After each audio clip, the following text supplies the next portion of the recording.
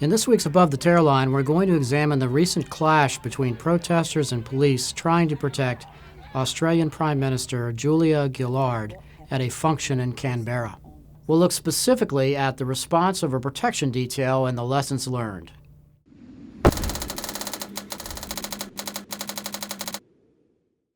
Gillard was attending an event at a restaurant in Canberra, Australia on January 26, Australia Day, when about 200 protesters armed with sticks and rocks created a violent disturbance outside the building.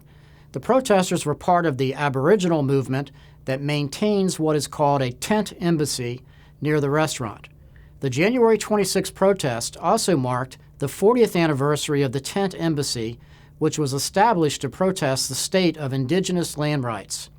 The protesters had become angry over opposition leader Tony Abbott's statements earlier in the day about the tent embassy. The demonstrators learned Abbott was at the restaurant with Gillard. That sparked the large disturbance outside the restaurant. Stratfor took a close look at the protective security response by the Australian protective agents and the police and noticed several missteps. In fairness to those agents, many things that look crystal clear after the fact may be blurred in the heat of the moment.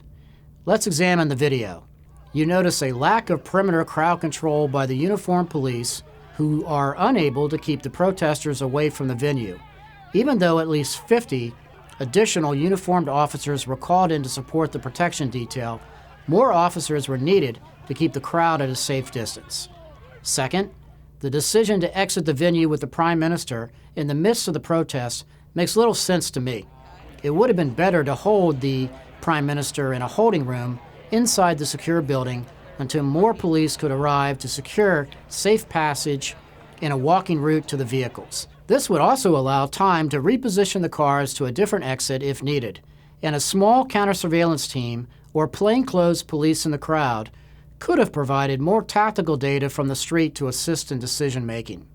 Last, there appears to be a protective intelligence failure by not knowing the strength and intentions of the demonstrators and not choosing a more suitable venue for the event.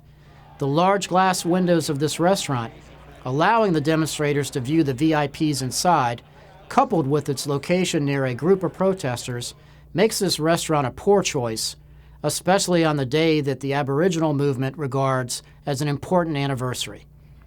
What's the above the tearline aspect of this video?